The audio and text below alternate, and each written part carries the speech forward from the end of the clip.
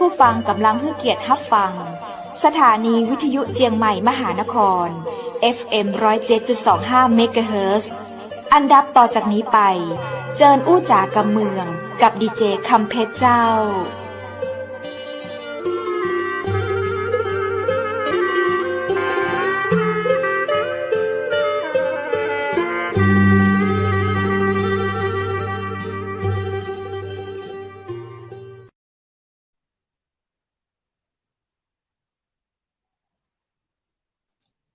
สวัสดีเจ้าสวัสดีคุณผู้ชมที่รักและกระเตเจ้ายินดีต้อนรับเข้าสู่รายการอู้จ่ากำเมืองต่างจังใหม่มหานครแพร่ภาพออกอากาศรายการสดจากอาคารวังสิงห์คำอำเภอเมืองจังหวัดเชียงใหม่เจ้าคุณผู้ชมและคุณผู้ฟังเจ้าปีกับปากับข้าเจ้าดีเจคำเพชรเจนเกยนะเจ้าป้ากันดีๆเวลา20:10 น10 นาทีถึง3 ทุ่มนะเจ้าหรือว่า21 นาฬิกานะเจ้าคุณผู้ชมและคุณผู้ฟังเจ้านี่อย่างเฮาขยับมาเห็น10 นาทีเพราะว่า10 นาทีแรกนั้นจะเป็นข่าวพระราชสำนักทางสถานีวิทยุเชียงใหม่มหานครเฮาถ่ายทอดข่าวพระราชสำนักนะเจ้าประมาณ10 นาทีได้นะเจ้าจากนั้นเฮาก็มาอู้มาจากกะเมืองด้วยกันนะเจ้ากู้วันจันทร์วันอังคารวันพุธวันพฤหัสบดีและวันศุกร์เจ้าวันนี้เฮาปากันวันศุกร์ที่6เดือนมกราคม2566เจ้าเป็นศุกร์แรกของเดือนก็เป็นศุกร์แรกของปีก็หาเจ้าคุณผู้ชมและคุณผู้ฟังจะอ่านเนาะในวันนี้นะเจ้ามีหัวข้อมาเล่าสู่กันฟังเฮาจะมาอู้จากันในเรื่องของปีใหม่เนี่ยจะใดให้มีความสุขนะเจ้าในวันศุกร์ที่6มกราคมศุกร์แรกของปี2566นี้เฮาได้รับเกียรติจากอดีตท่านผู้ว่าราชการจังหวัดนายสืบศักดิ์เอี่ยมวิจารณ์จะมาอู้จากับเฮาในชั่วโมงนี้ยินดีต้อนรับท่านอดีตผู้ว่าราชการจังหวัดท่านสืบศักดิ์เอี่ยมวิจารณ์สวัสดีเจ้าสวัสดีครับสวัสดีปีใหม่เจ้าท่านผู้ว่าอยู่ที่ไหนอ่ะเจ้าตอนนี้อยู่กรุงเทพครับเจ้าอากาศกรุงเทพเป็นจะได้พ้องเจ้าท่านก็อากาศก็หน้าหนาวนะมันก็มีเย็นนิดหน่อยแต่ก็สู้ภาคเหนือไม่ได้ภาคเหนือจะอากาศดีกว่าเนาะอีสานก็เหนือจะอากาศดีกว่าเหมือนกันส่งอากาศหนาวๆไปเฮือนะเจ้าจะได้ทั่วถึงเจ้าท่านผู้ว่าราชการเจ้าปีใหม่นี้เป็นจะได้พ้องเจ้ามีอะไรอย่างอยากเล่าสู่กันฟังเชิญเจ้าก็ปีใหม่เนาะก็โดยมากเขาก็จะส่งคำอวยพรกันว่าขอให้สุขกายสบายใจเรียกอะไรสุขภาพสมบูรณ์แข็งแรงเนาะแล้วก็ปลอดภัยจากพยันตรายทั้งปวงอันนี้เราก็จะต้องแค่มาคุยกันว่าโดยมากเวลาอวยพรให้กันแล้วเนี่ยสิ่งสำคัญที่สุดเนี่ยมันก็ไม่ได้อยู่ที่ว่าใครอวยพรให้เราอย่างเดียวคำอวยพรความปรารถนาดีที่เขามีให้เนี่ยก็เหมือนกับว่าทำให้เรามีความสุขสดชื่นนะก็เรียกให้ความสุขซึ่งกันและกันอันนี้ก็เป็นสิ่งที่ดีแต่สิ่งที่สำคัญที่สุดก็คือเราก็ต้องทำให้เรามีความสุขด้วยตัวเราเองด้วยถูกไหมต้องสุขทั้งกายแล้วก็สุขทั้งใจแล้วก็สุขภาพแข็งแรงถูกไหมแล้วก็ปลอดภัยจากพยันตรายทั้งปวงมันก็มีวิธีทำทั้งนั้นเลยถูกไหมมันก็มีวิธีมันจะแตกต่างกันก็เจ้าท่านผู้ว่าเจ้าในความสุขที่เราอยากได้ความสุขที่เราอยากได้อยากให้สุขกายถูกไหมอยากให้สุขกายก็คือเขาบอกว่าไม่มีโรคเป็นลาภอันประเสริฐก็คือสุขกายก็คือสุขภาพสมบูรณ์แข็งแรงถูกไหมสุขภาพสมบูรณ์แข็งแรงเราต้องทำอะไรบ้างเราก็ต้องออกกำลังกายใช่ไหมเราก็ต้องคือเราบอกอยากให้มีความสุขทางกายเราก็ต้องออกกำลังกายก็ต้องออกกำลังกายก็เรียกด้วยความเหมาะสมคนแก่ออกยังไงเด็กออกยังไงถูกไหมไม่ใช่ออกมากเกินไปน้อยเกินไปถูกไหมก็ต้องออกกำลังกายอย่างสม่ำเสมอร่างกายที่จะสุขภาพสมบูรณ์แข็งแรงก็เรียกทำให้ร่างกายเราสุขภาพดีก็ถึงต้องออกกำลังกายปีหนึ่งออกกำลังกาย2 วันมันจะสุขภาพแข็งแรงได้ไหมไม่ได้ถูกไหมแล้วก็คนแก่จะไปวิ่งวันละ10 โลได้ไหมไม่ได้ก็ต้องคนสูงอายุก็ต้องเดินออกกำลัง เด็กๆวัยรุ่นก็ต้องออกกำลังแล้วก็เขาเรียกออกกำลังกายแต่สำคัญที่สุดนอกจากออกกำลังกายแล้วทำอะไรอาหารถูกไหมก็ต้องกินอาหารให้เป็นเวลาก็คือทำให้ร่างกายเราสมบูรณ์ถ้ากินผิดเวลาก็เป็นโรคกระเพาะอาหารกินกลางค่ำกลางคืนก็เป็นกรดนอนแล้วก็กรดไหลย้อนถูกไหมกินอะไรที่ไม่ที่อะไรที่แสลงกินอะไรมากเกินไปมันก็อืดถูกไหมไขมันมากเกินไปก็เป็นหลอดเลือดไขมันเพราะนั้นสำคัญที่สุดก็คือเราก็ต้องดูแลเรื่องอาหารให้ครบ5 หมู่ถูกไหมกินอาหารให้ครบ5 หมู่กินอาหารให้เป็นเวลาแล้วกินอาหารให้พอเหมาะก็คืออาหารเวลากินเนี่ยก็โบราณเขาก็พูดกันมาแล้วว่าต้องอะไรกินเพื่ออยู่ไม่ใช่อยู่เพื่อกินใช่ไหมสุขภาพถึงจะแข็งแรงเพราะโดยมากคนที่น้ำหนักเยอะๆถูกไหมแล้วไม่ได้ออกกำลังกายก็โรคภัยไข้เจ็บก็เยอะเป็นวิธีก็คือถ้าเราจะให้มีเขาเรียกสุขกายสบายใจก็ต้องออกกำลังกายกินอาหารที่เป็นประโยชน์ต่อสุขภาพถูกไหมแล้วก็ต้องหมั่นตรวจสุขภาพด้วยเพราะเดี๋ยวนี้เนี่ยก็หมั่นตรวจสุขภาพก็คือเดี๋ยวนี้เขาก็มีเครื่องวัดความดันถูกไหมเขาก็มีขายแล้วก็เดี๋ยวนี้เขาก็มีการตรวจร่างกายตรวจเลือดอะไรเนี่ยปีละครั้งเนี่ยเขาโดยมากข้าราชการก็จะมีการตรวจร่างกายตรวจว่าเป็นอะไรบ้างมีอะไรเกินไหมมีอะไรน้ำตาลเกินไหมมีไขมันเกินไหมมีอะไรต่ออะไรเนี่ยก็คือเราก็ต้องทำให้เขาเรียกอะไรให้ร่างกายเราแข็งแรงก็ต้องอาหารดีออกกำลังกายแล้วก็หมั่นตรวจสุขภาพถูกไหมแล้วก็ทำให้เขาเรียกอะไรอารมณ์ก็ต้องดีนะก็ต้องคอนแทคกับอารมณ์คือเขาเรียกอะไร5 ออาหารออกกำลังกายสุขภาพต้องดีต้องมีงานอดิเรกอารมณ์ต้องดีใช่ไหมงานอดิเรกของเรา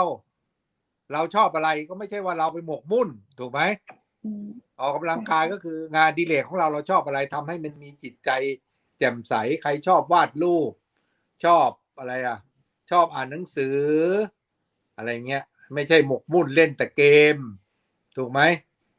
แล้วก็อะไรเล่นการพนันอย่างเงี้ยมันก็ไม่ได้สุขภาพเราก็แย่ไม่ได้หลับไม่ได้นอนเราก็ต้องเขาเรียกอะไรมันก็สำคัญนอนก็ต้องเป็นเวลาทำให้สุขภาพแข็งแรงเขาบอกว่าต้องนอนอย่างน้อยวันละอะไร7 ถึง 8 ชั่วโมงอยู่ไหมก็แล้วแต่อายุน้อยก็นอนน้อยได้แต่ว่าการนอนก็ทำให้เราซ่อมแซมส่วนที่สึกหรอเพราะนั้นเนี่ยในเรื่องของร่างกายเราก็ต้องเขาเรียกรักษาร่างกายถูกไหมทั้งเรื่องอาหารเรื่องอะไรแล้วเรื่องยารักษาโรคก็เหมือนกันคือคนเราบางทีก็อะไรดู YouTube ไม่เคยไปหาหมอเขาบอกพอเห็นเป็นนั่นเป็นนี่ดูใน YouTube สงสัยจะเป็นกินยาเลยบางคนกินแต่เขาเรียกอะไรอาหารเสริมจนเขาเรียกอะไรสุขภาพมันเกินไปถูกไหมอาหารเสริมกระปุกละ1,000-2,000ไปซื้ออย่างเงี้ยมันก็ต้องเขาเรียกอะไรต้องรักษาสุขภาพไม่ใช่เชื่อโฆษณาไปหมดทุกอย่างกินนี่นั่นดีนี่ดีบางคนกินกระปุกละ1,000 2,000 3,000มันก็เขาเรียกอะไรมันไม่ได้ก็ต้องไปเชื่อแต่โฆษณาไม่ได้นะก็เพราะฉะนั้นเนี่ยก็คือในเรื่องของการออกกำลังเรื่องของทางกายเนี่ยเราก็ต้องดูแลตัวเราเองให้ดีเนาะต่อไปก็เรื่องสุขภาพขอให้สุขภาพดีนะขอให้ร่างกายดีสุขภาพจิตมีความสุขทางใจเจ้าก ายก็ดีใจก็ดีสุขภาพใจก็คือคนเราก็ต้องเขาเรียกว่าอะไรเดี๋ยวนี้เขาบอกว่า EQ เนี่ยสำคัญกว่า IQ ถูกไหมเขาเรียกความเขาเรียกอะไรอารมณ์เนี่ยอารมณ์ดีเนี่ยสำคัญถูกไหมเขาเรียกว่า EQ ดี EQ เนี่ยสำคัญกว่า IQ เพราะฉะนั้นคนเราถ้าอารมณ์ดีเนี่ยก็จะอยู่ในสังคมได้อย่างมีความสุขนี้คนจะอารมณ์ดีได้ยังไงอารมณ์ดีก็รู้จักก็คือก็ต้องรู้จักเราเป็นคนศาสนาพุทธถูกไหม อารมณ์ดีก็ เจ้า ต้องรู้จักให้ทานคือการแบ่งปัน อืม ถูกไหม เจ้า ถือศีลไม่เบียดเบียน ถูกไหมทำสมาธิเพื่อให้จิตใจสงบ เพื่อให้มีสติ ใช่ป่ะต้องมีทานศีลมีภาวนา ถึงจะทำให้เขาเรียกคือตอนอันแรกทำให้ร่างกายแข็งแรงก็ต้องออกกำลังกายทำให้จิตใจแข็งแรงก็ต้องออกกำลังทางใจ การออกกำลังทางใจทำไงก็ต้องฝึกเป็นผู้ให้ก็คือให้ทาน ถูกไหม เจ้า ให้ยิ้มนี่ ให้ความรู้อย่างเหมือนดีเจกำเพชรวันนี้ก็มาคุยกันก็เขาเรียกว่า ให้ผู้ฟังได้รับประโยชน์ได้ประเทืองปัญญา ว่าที่เขาฟังจากเราไปแล้วเนี่ยเขาได้อะไรบ้างเขาอาจจะไปคิดได้อะไรได้อะไรเงี้ยเราก็เขาเรียกว่าเป็นการให้เขาเรียกแล้วก็ทำให้แล้วก็เป็นการมองโลกในแง่ดี ถูกไหมรู้จักการให้ แล้วการให้ที่สำคัญที่สุดก็เคยคุยกันแล้วว่า การให้สำคัญที่สุดของคนเนี่ย แล้วก็ได้ประโยชน์สูงสุดก็คือ ไม่ใช่ให้เงินให้ทองอย่างเดียว การให้สำคัญที่สุดก็รู้จักการให้อภัย การให้อภัยเนี่ยเป็นสิ่งที่สำคัญที่สุด เพราะการให้อภัยเนี่ยมันจะทำให้เขาเรียกอะไรจะทำให้ใจเราโล่งเรารู้จักให้อภัยจิตใจเราก็จะแข็งแรงขึ้น ถ้าเรารู้จักให้อภัยมันก็ไม่มีอะไรติดอยู่ในใจ จิตใจเราก็สดชื่นแจ่มใสถูกไหมเขาถึงรู้จักให้ทาน คือการให้และให้ที่สำคัญที่สุดก็คือ การให้อภัย และการให้อภัยที่สำคัญที่สุดก็คือ ให้อภัยกับคนที่เราเกลียดที่สุดให้ได้ เราก็จะมีความสุขใจเราก็จะผ่องใสถูกไหมทำให้จิตใจเข้มแข็งเนี่ย นอกจากทานแล้วก็คือมีศีลคือไม่เบียดเบียน ถ้าเราจะทำจิตใจให้เราแข็งแรงเราก็ต้องมีจิตใจที่ไม่เบียดเบียน เราก็ต้องถือศีล 5ไม่โกหกไม่ลักทรัพย์ไม่ประพฤติผิดในกามถูกไหมไม่ดื่มน้ำเมา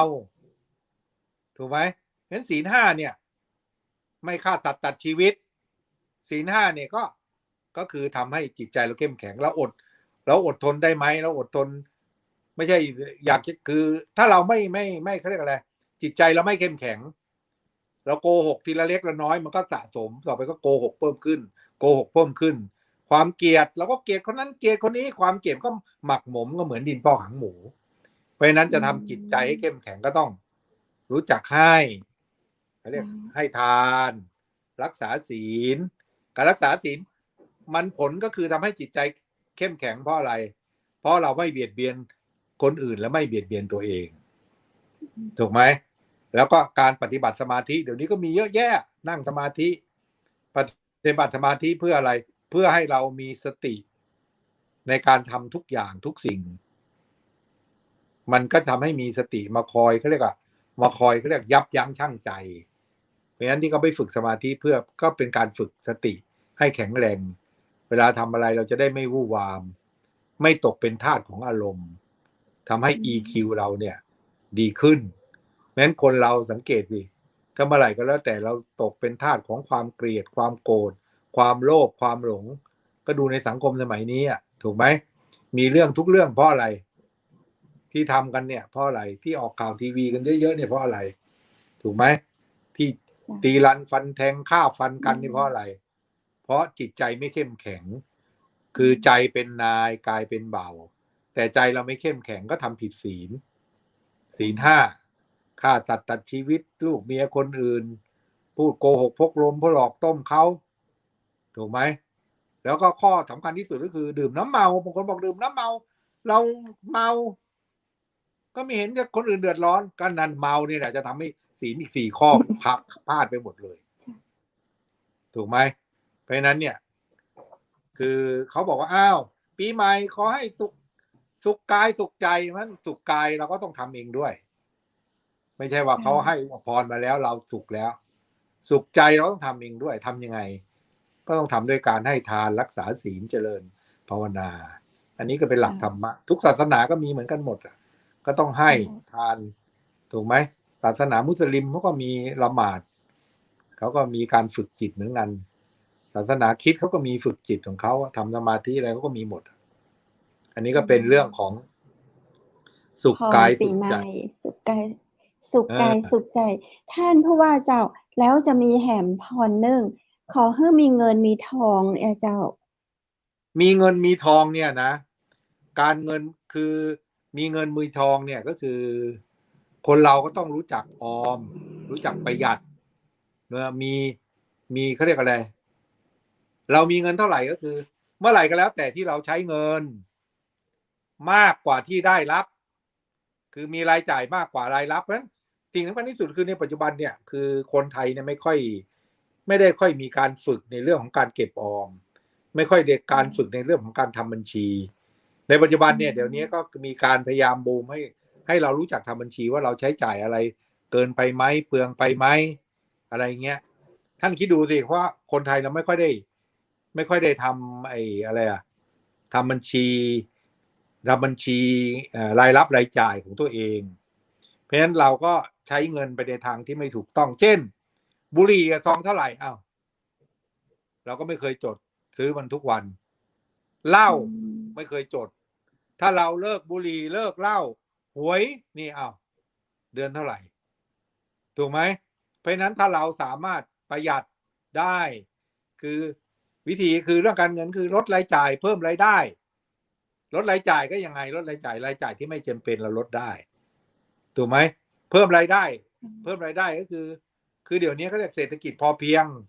เราทำอะไรได้เราก็คือเขาเรียกอะไรอะเราทำงานถ้าเราเป็นราชการก็ไม่เป็นไรเราก็ทำงานให้เต็มที่ถูกไหมเราก็ได้เงินมาแล้วก็ใช้อย่างประหยัดแล้วเดี๋ยวนี้เขาก็มีเขาเรียกอะไรเดี๋ยวนี้คนเราก็มีงานพิเศษเพิ่มขึ้นเดี๋ยวนี้มันมีออนไลน์ถูกไหมเดี๋ยวนี้ข้าราชการก็ขายออนไลน์ได้ก็ไม่เขาเรียกอะไรไม่ทำให้ราชการวุ่นวายถูกไหมเขาขายออนไลน์ตกเย็นก็มาขายขนมออนไลน์เย็นก็ไปขายโน่นขายนี่คือการเงินถ้าเราทำรับรายการอย่างเดียวไม่พอเสาร์อาทิตย์เราก็ทำได้ผมเคยไปอยู่ที่อะไรอะราชบุรีเนี่ยก็มีข้าราชการก็ทำงานจันทร์ถึงศุกร์เสาร์อาทิตย์ก็ทำไปเขาเรียกอะไรข้าวเหนียวหน้าต่างๆไปขายที่ตลาดอัมพวาอะไรเงี้ยก็คือเรารู้เราก็ต้องเขาเรียกว่าขวนขวายทำในสิ่งที่ตัวเองคิดว่าทำได้นะครับไม่ใช่ว่า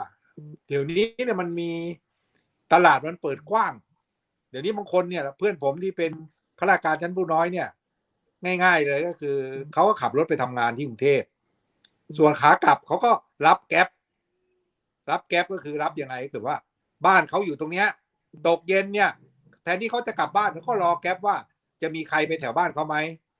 พอมีคนไปแถวบ้านเขาก็รับเลยแทนที่เขากลับบ้านเนี่ยเขาก็ได้กำไรด้วยเช้าจะมาทำงานเขาก็รับแก๊ปไปทำงานด้วยเนี่ยเขาก็ได้เงินแล้วเช้าเย็นเป็นในปัจจุบันมันมีเขาเรียกว่าเทคโนโลยีเยอะการเงินมันก็เปลี่ยนแปลงเยอะถูกไหมเราก็ทำมาหากินวิธีเดี๋ยวนี้ก็มีอะไรอบรมออนไลน์อย่างเงี้ยบางคนเก่งเรื่องภาษีก็อบรมภาษีออนไลน์ให้คนอื่นถูกไหม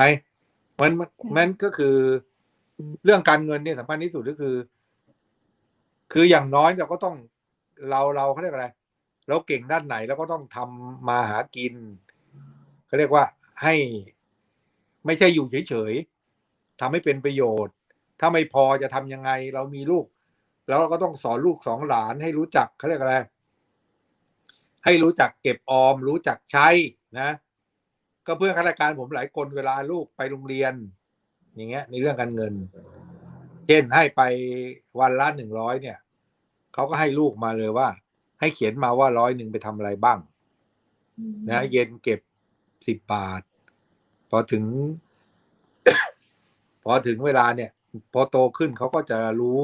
เรื่องวิธีการใช้เงินเมื่อ2-3 วันเนี้ยผมดูในทีวีเนี่ยมันมีแม่ค้าขายอาหารนะอยู่ที่ตลาดผู้หญิงเขาก็หาเงินได้เขาก็เอาแบงค์50เนี่ยใส่ในถังไม่รู้ว่าดีเจได้ดูทีวีเห็นไหมใส่ในถังอะไรอ่ะถังน้ำอ่ะแล้วเขาก็เก็บไว้ตั้งแต่1 มกราคม 65พอ1 มกราคม 66เขาก็ทุบได้ไปดูในทีวีไหมได้เกือบ200,000นะโอ้โหเขาเก็บมา50 บาทเขาไม่เอาออกเลยแล้วที่เหลือก็ใช้เพราะฉะนั้นปัจจุบันเนี่ยต้องออมถูกไหมอย่างข้าราชการเนี่ยเขาก็ออมด้วยการกบข. คือเดี๋ยวนี้ออกมาขอพอถึงเวลาเขาหักเลย คือเราจะไปจ่ายแล้วเราก็ออมทีหลังเนี่ยมันยากเพราะฉะนั้นเราต้องรู้จักออม เนี่ยเขาเก็บแค่วันละ50 บาทนะไปขายของในตลาด ถึงเวลาเขาเก็บพอถึงสิ้นปีปุ๊บเขาก็ได้มาเลยเกือบ200,000เนี่ยเพิ่งออกข่าวในทีวีมาใช่ไหมเพราะฉะนั้นในเรื่องของการเงินเนี่ยก็สำคัญส่วนคนที่มีเงินแล้วเขาเรียกอะไรชักหน้าไม่ถึงหลังชักหลังไม่ถึงหน้ามันก็มีวิธีลดรายจ่ายนะเช่นลดรายจ่ายที่เป็นรายจ่ายประจำของเราเช่นหมูเนี่ยเราไม่สามารถที่เขาเรียกอะไรหมูเราไม่สามารถที่จะทำเองได้แต่ผักเราปลูกได้ไหมผักอะไรที่จำเป็นในชีวิตประจำวันที่เราจะต้องใช้เนี่ยเดี๋ยวนี้เขาปลูกในกระถางได้ปลูกริมรั้วได้เป็นตึกเขาก็ยังทำได้ผมดูในทีวีถูกไหมแม้เราสามารถปลูกผักเอามาก็เป็นการลดรายจ่ายได้ปลูกผักปลูกตะไคร้ที่ต้องจำเป็นน่ะเดี๋ยวนี้มันก็ปลูกได้ไม่ใช่ว่ามีอะไรก็จะซื้อตะไคร้ตลอดอะไรเงี้ยถูกไหมเพราะนั้นในเรื่องของการเงินเนี่ยมันก็แล้วแต่อาชีพแล้วแต่สถานที่ถ้าอยู่ในเมืองเนี่ยก็ลำบากหน่อยแต่อยู่ต่างจังหวัดเนี่ยเราก็มีที่ดินหลังบ้านหน้าบ้านอะไรมันก็ใช้ประโยชน์ได้หมดแล้วเดี๋ยวนี้เนี่ยเชื่อไหมแค่ขยะก็ยังเป็นเงินเดี๋ยวนี้เราก็ทิ้งขยะกันนะถุงพลาสติกทิ้งกันเกลื่อนกาดใส่ถังขยะหมดแต่ในปัจจุบันเนี่ยเชื่อไหมว่าในหลายหมู่บ้านเนี่ยสามารถเอาขวดพลาสติกเนี่ยเขาเอามาขายสามารถเป็นฌาปนกิจเขาเรียกอะไรเวลาคนตายเนี่ยได้เป็นหมื่นเป็นหมื่นกันแล้วเดี๋ยวนี้เพราะฉะนั้นทุกอย่างเนี่ยสามารถที่จะเขาเรียกว่าเป็นเงินเป็นทองได้เพราะฉะนั้นเราก็ต้องเขาเรียกอะไรคือเมื่อเงินหามาได้ก็ต้องรู้จักเก็บออมถ้ามันไม่พอก็ต้องขวนขวายนะครับแต่ก็มีหลายคนบอกว่าบางทีมันก็ไม่เกี่ยวกันหรอกขยันแล้วก็จนก็เยอะขี้เกียจแล้วรวยก็อันนี้ก็อีกเรื่องหนึ่งผมคนพ่อแม่รวยอย่างเงี้ยถูกไหมไม่ต้องขยันก็รวยมันก็เป็นไปได้แต่ว่าถ้าเราคือมีคนบอกบ้านเราในน้ำมีปลาในนามีข้าวถ้าเขาเรียกเราขยันขันแข็งเราก็จะไม่อดตายนะครับอันนี้ก็ฝากเลยว่าไปดูสิแอฟริกาเนี่ยมันอยู่ในทะเลทรายมันปลูกอะไรไม่ได้มันก็จำเป็นแต่บ้านเราอยู่ตรงไหนมันก็ปลูกได้หมดทำได้หมดเลี้ยงสัตว์ก็ได้เลี้ยงไก่ก็ได้ถูกไหมเลี้ยงอะไรก็ได้มันก็เป็นเงินเป็นทองได้ทั้งนั้นแหละอันนี้ก็ฝากด้วยเรื่องการเงินก็เป็นเรื่องสำคัญแล้วอะไรที่ไม่จำเป็นเช่นบุหรี่เหล้าหวยการพนันบ้านเราที่จนก็เพราะอะไรคือเงินเนี่ยไม่มีแต่ซื้อหวยได้งวดละ1,000-2,000อย่างเงี้ยมันก็ไม่ไหวใช่ไหมเงินไม่มีแต่กินเหล้าทุกวันมันก็ไม่ไหวเงินไม่มีเข้าบ่อนตลอดมันก็ไม่ไหวนะใช่ไหมงั้นการเงินเนี่ยเหมือนกันเรื่องเครื่องนุ่งห่มก็เหมือนกันบางคนก็เห็นอะไรก็ซื้อตลอดจนเสื้อผ้าเต็มตู้แล้วก็ไม่เคยบริจาคไม่เคยอะไรยัดกันอยู่เต็มตู้เช้ามาจะไปทำงานก็บอกหาชุดไม่มีแต่มันเต็มตู้เลยแต่ไม่รู้จะใส่ชุดไหนอะไรเงี้ยคือบางทีคนเราก็คือบางเรื่องเราก็ที่ไม่จำเป็นก็ไม่จำเป็นต้องไปซื้อเสื้อผ้าอาภรณ์ก็เหมือนกันผมเคยนะปฏิบัติธรรมใหม่ๆเนี่ยก็บอกว่าปีนี้จะไม่ซื้อเสื้อผ้าเลย1 ปีก็ทำได้นะทำได้เลยเพราะฉะนั้นเนี่ยก็คือการประหยัดอดออมมันมีหลายวิธีในการลดรายจ่ายเดี๋ยวนี้อย่างเช่นน้ำยาล้างจานน้ำยาซักผ้าเดี๋ยวนี้ก็ที่ธกสเขาจะมีถุงละประมาณ100 กว่าบาทก็มาผสมเองใช้ได้เป็นเดือนไม่ต้องไปซื้อเดี๋ยวนี้กลุ่มแม่บ้านเขาต่างจังหวัดเขาก็ทำร่วมกันอย่างเงี้ยเพราะฉะนั้นก็ฝากพวกเราทุกคนด้วยในการลดรายจ่ายก็ไม่ใช่ว่าให้คนมาอดออมอะไรประหยัดนักหนาแต่ว่าก็คือบ้านเราเนี่ยมันยังไงอ่ะถ้าเราทำเขาเรียกว่าตั้งใจเนี่ยมันก็ไม่อดตายแต่เราก็ต้องมาเขาเรียกอะไรต้องมีข้อมูลว่าเรามีเงินเดือนเท่าไหร่แล้วเราก็ต้อง เก็บข้อมูลด้วยว่าอะไรจ่ายค่ารถเราเท่าไหร่ค่าอาหารเราเท่าไหร่ เราก็สามารถวางแผนชีวิตได้ฉะนั้นสิ่งสำคัญที่สุดคือคนเราก็ต้องวางแผนชีวิตก็มันจดไดอารี่บ้างถูกไหมมันจดบ้างมันเก็บบ้างมันออมบ้างออมก่อนจ่ายบ้างอะไรบ้างอันนี้ผมก็ว่ามันก็สามารถจะอยู่รอดได้นะเพราะว่าเราก็มันก็ไม่ใช่เหมือนเมืองนอกทุกคนมันก็สามารถหารายได้เข้าบ้านได้ไม่ทางใดก็ทางหนึ่งเดี๋ยวนี้ก็ไปดูสิเขาขายอะไรแค่ข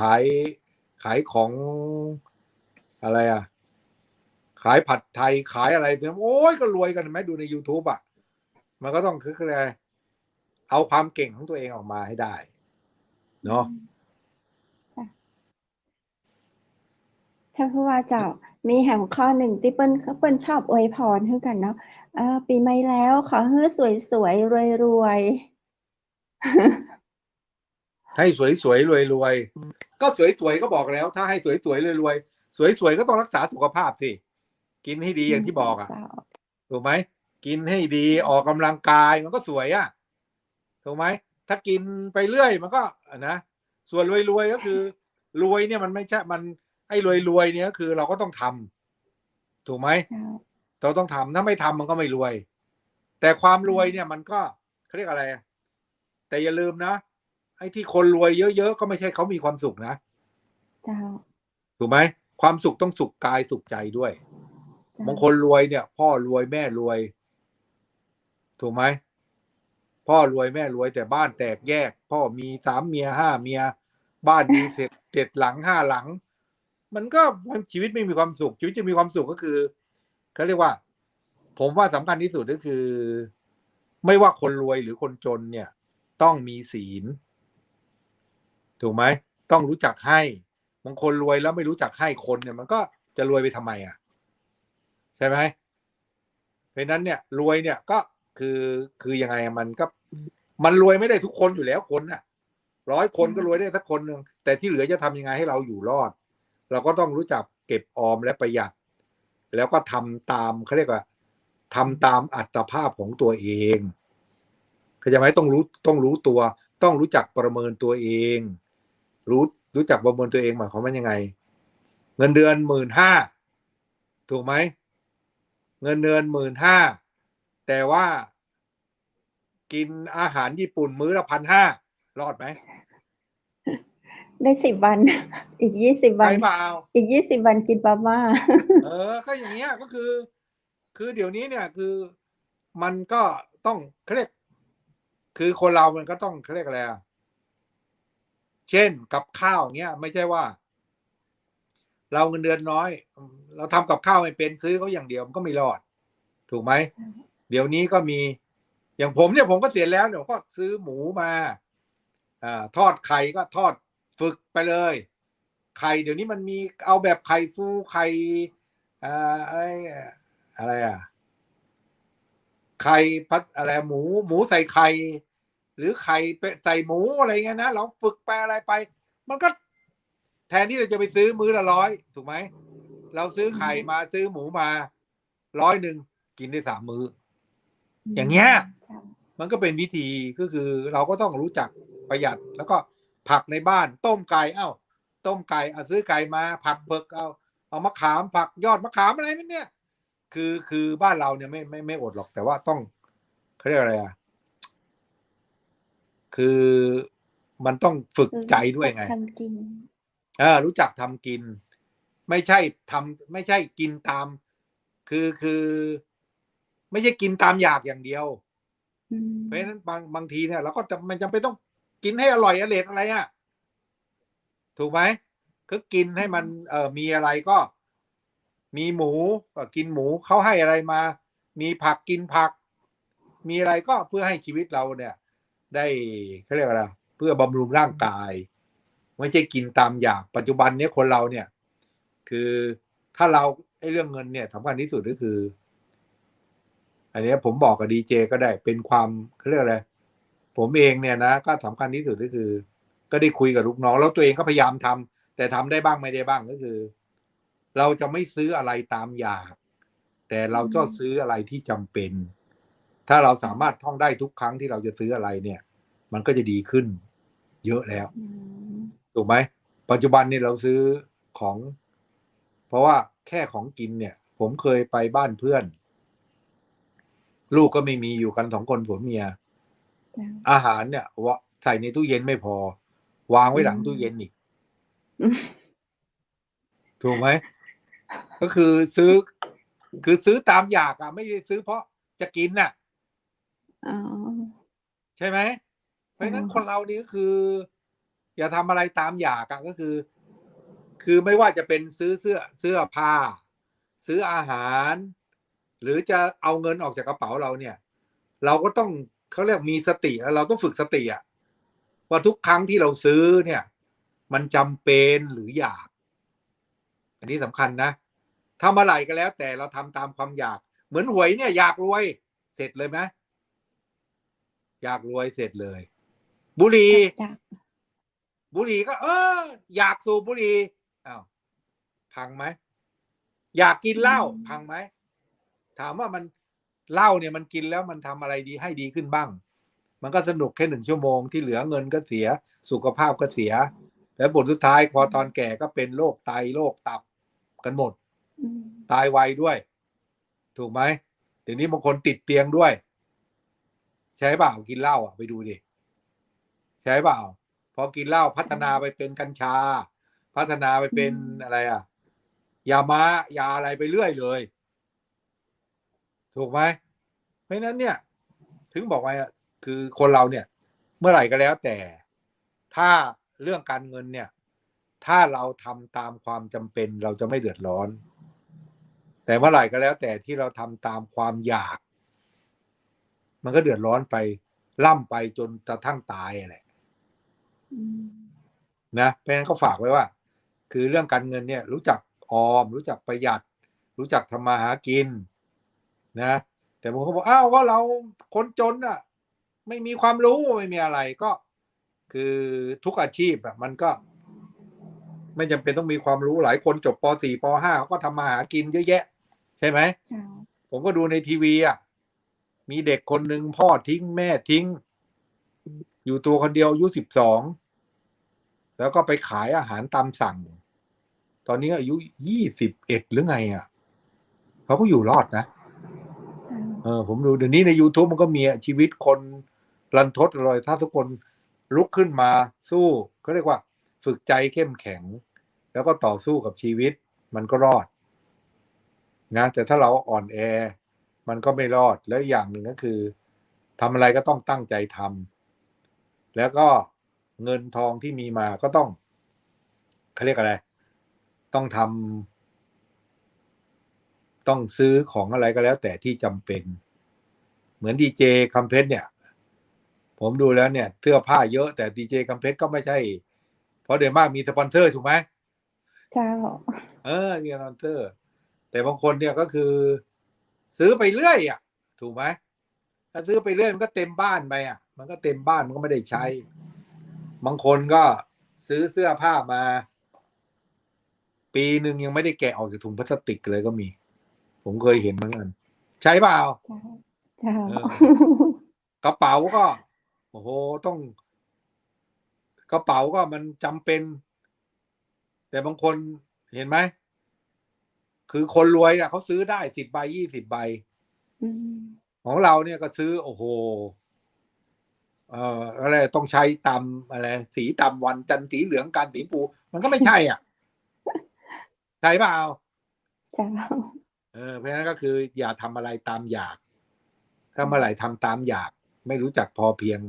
มันก็ไม่รอดพรปีใหม่ก็จะมาได้ดังใจเนาะถ้าเราอยากได้พรปีใหม่เราก็ต้องทำตามใช่ถ้าอยากสุขภาพดีสุขภาพใจดีสุขภาพแข็งแรงก็ต้องทำคราวนี้เขาเรียกอะไรในเรื่องการเงินถูกไหมในเรื่องการเงินในเรื่องการงานก็เหมือนกันถ้าอยากได้พรปีใหม่ทำงานก็ต้องเขาเรียกอะไรคือปัจจุบันคนเราเนี่ยบางคนก็อันนี้ไม่ได้ว่านะก็บ้างานเกินเหตุถูกไหมมันก็ไม่ได้คือทุกคนเนี่ยเกิดมาเนี่ยมันก็ต้องเขาเรียกอะไร เราไปทำงานเนี่ยบางทีเราก็เป็นหัวหน้าเราก็เป็นลูกน้อง แต่อย่าลืมว่า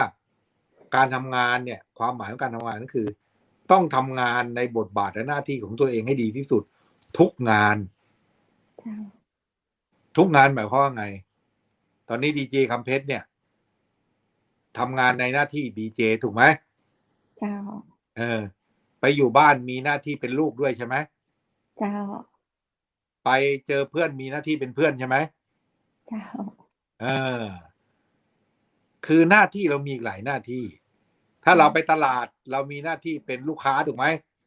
เจ้าถ้าวันไหนเราไปขายของอย่างวันนี้ขายของตามที่เขาโฆษณามาเนี่ยอะไรในนี้เห็นอะไรน้ำผึ้งสารวินอย่างเงี้ยพุทธอุทยานบูรณรักษ์อันนี้เราก็เป็นคนเขาเรียกอะไรเป็นคนค้าขายถูกไหมทุกอย่างมันมีหน้าที่เราก็ทำหน้าที่สมบูรณ์ทุกหน้าที่แต่บางคนทำแต่งานลืมครอบครัวไม่ได้ถูกไหมเพราะฉะนั้นการทำงานเนี่ยคืองานเนี่ยเป็นส่วนหนึ่งของชีวิตแต่ไม่ใช่ทุกอย่างของชีวิตใช่ไหมเป็นดีเจเนี่ยจะเป็นทั้งชีวิตได้ไหมอ้าวเป็นยันตายเลยได้ไหมได้เจ้าได้ถูกไหมเนี่ยเราก็ต้องเป็นมันก็ต้องเตรียมตัวมันต้องเป็นดีเจถ้าไม่ดีเจในอนาคตเกิดไปสร้างบ้านขายเป็นเศรษฐีอะไรเศรษฐีรับเหมาเศรษฐีอสังหาถูกไหมหรือเป็นเศรษฐีส่งออกมันก็เปลี่ยนไปเรื่อยชีวิตคนน่ะแต่อย่าลืมว่าเรามีหลายบทบาทหลายหน้าที่เพราะนั้นคืองานเราต้องเป็นทั้งพ่อทั้งแม่ทั้งลูกทั้งพี่ทั้งน้องถูกไหมเป็นทั้งเจ้าของบ้านเป็นทั้งเจ้าของรถเป็นโน่นเป็นนี่เป็นอะไรเยอะแยะเพราะฉะนั้นทุกอย่างต้องทำยังไงให้มันเขาเรียกอะไรต้องรู้หน้าที่รู้จักแบ่งเวลาถูกไหมเวลานี่สำคัญไม่ใช่ทำงานอย่างเดียวถึงเวลาเขาเรียกอะไรวันหนึ่งนอน3 ชั่วโมงไปถึง40ก็ตายแล้วใช่เปล่ามันต้องรู้จักแบ่งนะเวลา1 วันทำอะไรนอนเพราะนอนก็ต้องสำคัญถูกไหมกินก็ต้องสำคัญทำทุกอย่างให้มันเขาเรียกอะไรชีวิตมันถึงจะมีความสุขไม่ใช่ทำอะไรก็ก็ไม่รู้นะผมเห็นเพื่อนผมสมัยก่อนเนี่ยผมก็กินนะเหล้าเดี๋ยวนี้เลิกแล้วก็สุขภาพดีขึ้นแต่ก็หลายคนก็ยังมีชีวิตอยู่นะยังกินเหล้าอยู่แต่หลายคนก็ตายไปแล้วเพราะว่ามันก็เป็นตับแข็งเป็นโรคนั้นโรคนี้กันอะไรเงี้ยเพราะฉะนั้นบางอย่างเนี่ยก็คือวัยรุ่นเนี่ยมันก็พอวัยรุ่นปุ๊บมันก็อยากลองเนาะแต่ลองแล้วรู้ว่าอะไรไม่ดีก็ต้องเลิกเหมือนหวยเนี่ยเล่นมา10 ปี20 ปีแล้วรางวัลที่1ไม่ถูกสักทีก็เลิกสักทีก็ได้แล้วอะไรเงี้ยหรือต้องจำกัดหรือจำกัดตัวเองเช่นเล่นหวยงวดละ1,000 20,000 30,000มันไม่ถูกสักทีเราเล่นจำกัดว่าเดือนหนึ่งงวดหนึ่งไม่เกิน100ไม่เกิน200ตามอัตภาพนี้ได้ไหมอย่างเงี้ยมันก็ต้องมานั่งคิดนะต้องวางแผนชีวิตใช่เปล่าเพราะฉะนั้นการทำงานเนี่ยสำคัญการทำงานก็ต้องแต่การทำงานก็สำคัญที่สุดแต่สำคัญที่สุดคนเราคือศีลสมาธิเนี่ยสำคัญทำงานก็ต้องซื่อสัตย์สุจริตต่อผู้บังคับบัญชาซื่อสัตย์สุจริตต่อผู้ใต้บังคับบัญชาซื่อสัตย์สุจริตต่อลูกค้าอะไรเงี้ยเห็นไหมข่าวใหญ่ๆเนี่ยพอไม่ซื่อสัตย์สุจริตเป็นเรื่องไหมเดี๋ยวนี้ก็มีข่าวเรื่องความไม่ซื่อสัตย์สุจริตมาออกมาเพราะฉะนั้นสำคัญที่สุดคือการทำงานเนี่ยเราต้องเริ่มทำงานก็คือก็ต้องมีอุดมการณ์เป็นข้าราชการก็ต้องซื่อสัตย์สุจริตแต่ไม่ใช่ข้าราชการอย่างเดียวนะเป็นพ่อค้าก็ต้องซื่อสัตย์สุจริตเห็นไหมไม่ซื่อสัตย์สุจริตโกงเขาอะไรเขาถูกไหมแชร์ลูกโซ่เห็นไหมเขาเรียกไม่ซื่อสัตย์สุจริตก็เดี๋ยวนี้คนที่ไม่ซื่อสัตย์สุจริตเดี๋ยวนี้โลกมันคือในปัจจุบันเนี่ยเนื่องจากเทคโนโลยีเนี่ยมันเจริญก้าวหน้าเพี้ยนบาปกรรมสมัยก่อนบาปกรรมตามช้าเดี๋ยวนี้มันตามไวนะพอทำอะไรปุ๊บมันออกเลยไม่ถึงนาทีใช่เปล่าเพราะนั้นเดี๋ยวนี้เนี่ยเขาบอกบาปกรรมมันตามไวมากงั้นทำอะไรก็ต้องคิดแต่ถ้าเราศีล 5เนี่ยศีล 5จะเป็นเกราะกำบังที่ดีของเราทุกคนไม่ต้องไปบนบานศาลกล่าวอะไรที่ไหน เพราะพระพุทธเจ้าเป็นคนสอนผลเกิดแต่เหตุ ถ้าเราทำเหตุดีผลก็ดี เราทำปัจจุบันให้ดีที่สุดมันก็ดี ทั้งเรื่องงานก็ดี เรื่องเงินก็ดี เรื่องสุขภาพก็ดี ทั้งกายและใจ ถ้าเราทำวันนี้เดี๋ยวนี้ให้ดี อนาคตเชื่อมั่นว่าดี อดีตเนี่ยให้ทิ้งไป อดีตให้ทิ้งไป เพราะอดีตก็คืออดีตถูกไหม เราแก้อะไรไม่ได้ถูกไหม แต่เมื่อแก้อะไรไม่ได้เราก็ต้องทิ้งมันไป แล้วปัจจุบันทำให้ดีที่สุด องคุลิมานเห็นไหมฆ่าคน999 คนแต่ปัจจุบันท่านทำดีตั้งใจดี ถูกไหมฝึกสมาธิให้ดี ฝึกวิปัสสนาให้ดีท่านก็สำเร็จอรหันต์ได้นั้นสำคัญที่สุดไม่ต้องไปเพราะฉะนั้นใครอยากจะทำอะไรเนี่ย เราก็ตั้งใจทำไอ้กรรมเก่าเนี่ยมันมี แต่กรรมเก่าทำอะไรเราไม่ได้ ถ้าเรามีศีลใช่เปล่ากรรมเก่ามันก็ศีลเนี่ยมันเป็นเกราะป้องกันชั้นหนึ่งสมาธิเป็นเกราะป้องกันอีกชั้นหนึ่งก็คือทำให้เรามีสติทุกครั้งเราก็คิดได้คิดออกได้ว่าเราจะทำยังไงกับชีวิตเราในปัจจุบันคนเราที่พลาดเพราะ1ไม่มีศีล2ไม่เคยฝึกสติพอไม่เคยฝึกสติเวลาทำอะไรมันก็เป็นไปตามอารมณ์ไม่ได้เป็นไปตามเหตุผลเมื่อไหร่ก็แล้วแต่คนเราไม่ทำไปด้วยเหตุและผลมันก็ย้อนกลับมาที่ตัวเราทุกครั้งไปใช่ไหมเพราะฉะนั้นของเราสำคัญที่สุดก็คือแล้วอยากปลอดภัยใช่ไหมให้สุขกายสุขใจสุขภาพแข็งแรงปลอดภัยจากพยานอันตรายทั้งปวงงั้นจะให้ปลอดภัยจากพยานอันตรายทั้งปวงเนี่ยก็ต้องศีล 5อยู่ดีถ้าคุณจะปลอดภัยคุณไม่เมาเหล้าคุณขับรถก็ไม่เป็นอันตรายใช่เปล่าเพราะนั้นเนี่ยสำคัญที่สุดก็คือไม่รู้นะผมว่าสำคัญที่สุดคือรู้แล้วก็รู้จักเอาใจเขามาใส่ใจเราถูกไหมเวลาเราทำอะไรก็แล้วแต่การเอาใจเขามาใส่ใจเราก็คือศีล 5นั่นแหละไม่เบียดเบียนใครไม่เบียดเบียนผู้อื่นไม่เบียดเบียนตัวเองคนเราที่กินเหล้าเบียดเบียนตัวเองนะใช่เปล่าเบียดเบียนสุขภาพตัวเองนอนก็เบียดเบียนตับตัวเองเบียดเบียนไตตัวเองใช่เปล่าสูบบุหรี่เบียดเบียนอะไรเบียดเบียนอะไรหลอดลมตัวเองใช่เปล่ากินมันเยอะๆกินกลางคืนก็กินเบียดเบียนอะไรเบียดเบียนกระเพาะตัวเองเนี่ยเขาเรียกเบียดเบียนตนเองใช่ไหมงั้นทุกอย่างเนี่ยเราก็ต้องวางแผนการงานการเงินสุขภาพอะไรเนี่ยเราก็ต้องไม่รู้นะทุกอย่างเนี่ยไม่มีใครเพราะเขาบอกว่าถ้าเราไปอ้อนวอนขอเทพพยดาถูกไหมเทพพยดาให้ได้ไหมให้ไม่ได้ที่เราความสำคัญที่สุดก็คือที่ตัวเขานะเจ้าที่ตัวเราเองวันนี้ได้พรจากท่านอดีตผู้ว่าราชการจังหวัดท่านสืบศักดิ์เอี่ยมวิจารณ์มาเกือบชั่วโมงเลยเจ้าสวัสดีปีใหม่ท่านนะเจ้าแล้วก็ขอบพระคุณสำหรับพรปีใหม่นี้เนาะทางคุณผู้ชมและคุณผู้ฟังเจ้าเราจะเอาไปเตือนสติตัวเก่าเฮานะเจ้าเนาะเปิ้นอวยพรให้เฮามีความสุขกายสุขใจมีเงินมีทองขอให้สวยๆขอให้หล่อๆขอให้รวยๆก็ทำความเข้าใจให้ได้ว่าพรตึงหมดตึงมวลนี้จะได้วันนั้นก็ต้องอยู่ที่การปฏิบัติของตัวเก่าเฮาอย่างที่ท่านสืบศักดิ์เอี่ยมวิจารณ์เนาะอธิบายให้เฮามาตลอด1ชั่วโมงในวันนี้เจ้าก็ต้องกราบขอบพระคุณท่านจัดนักเลยเจ้าเดี๋ยวเดือนหน้าเราจะมาอู้จากับท่านสืบศักดิ์เอี่ยมวิจารณ์แหมนะเจ้าทุกวันจันทร์แรกของเดือนจะปีกับฟ้ากันที่จังหวัดมหานครสำหรับวันนี้ขอขอบคุณและสวัสดีเจ้าสวัสดีครับคุณผู้ชมและคุณผู้ฟังเจ้ายินดีจะนักเลยเนาะได้ฟังเรื่องราวดีๆเราได้พรมานาขนาดเลยปีใหม่นี้บ่ว่าจะเป็นเปื้อนตั้งเฟซตั้งไลน์คุณพ่อคุณแม่เนาะเจ้าคุณลุงคุณป้าเนาะละอองตอนแต่งเพิ่นก็อวยพรให้เฮากันนะเจ้ายิ้มดีขนาดเลยเนาะหน้าจื่นอันสดใสได้รับพรขอบคุณค่ะขอบคุณครับเจ้าแล้วฮู้ก็ว่าพรต่างๆที่เปิ้นให้เฮามานั้นเป็นการที่จะมาย้ำเตือนสติให้เฮานะเจ้าได้รู้ตัวเก่าว่าเฮาควรจะเนี่ยจะใดนะเจ้าเนาะในวันนี้ท่านสืบศักดิ์เอี่ยมวิจารณ์อดีตผู้ว่าราชการจังหวัด ท่านก็มาอธิบายให้เราได้ฟังเรื่องของพรปีใหม่ถ้าจะให้สำลิดผลจะต้องเนี่ยจะได้นะเจ้าพลังจิตพลังใจพลังกายสิ่งที่เราจะได้ก็มาจากตัวของเราพลังจากตัวของเรานะเจ้าเนาะฝากไว้วันนี้หมดเวลาเห็นแล้วเจ้าโอกาสหน้าเราจะมาอู้จากันแหมต้องโอกาสหน้านะเจ้าข้าเจ้าขออนุญาตประชาสัมพันธ์ว่ารายการจังไหมมหานครถ่ายทอดรายการสดเจ้าเวลา 20:10 นาทีถึง 3 ทุ่มโดยประมาณนะเจ้าก็วันจันทร์วันอังคารวันพุธวันพฤหัสบดีและวันศุกร์นะเจ้า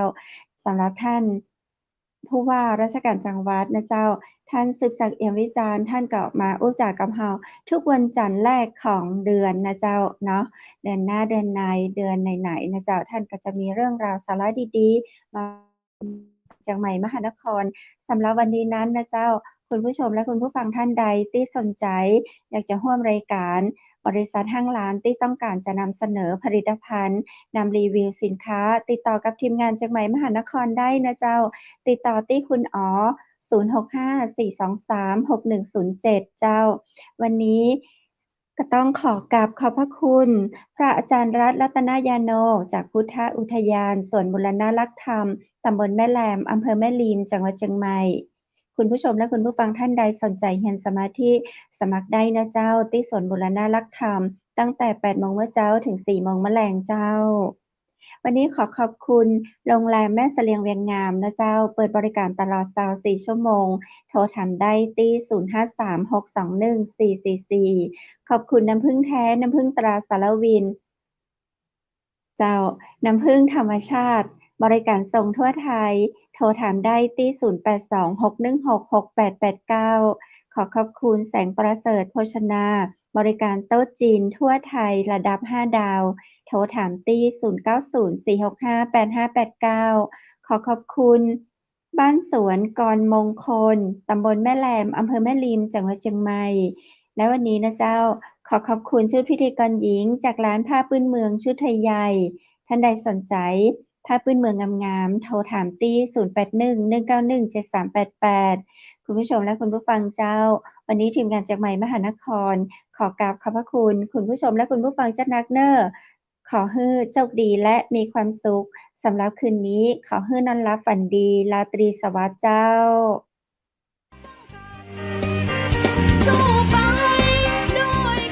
สถานีวิทยุเจียงใหม่มหานคร 107.25 เมกะเฮิรตซ์ ขอแสดงความห่วงใยและเป็นกำลังใจให้ทุกท่านในช่วงการระบาดของโรคโควิด -19 ในครั้งนี้เพื่อลดความเสี่ยงควรสวมหน้ากากอนามัยทุกครั้งล้างมือเป็นประจำขอให้อยู่ที่บ้านให้นักที่สุดด้วยความปรารถนาดีจากหมู่เฮาเจ้าเจียงใหม่มหานคร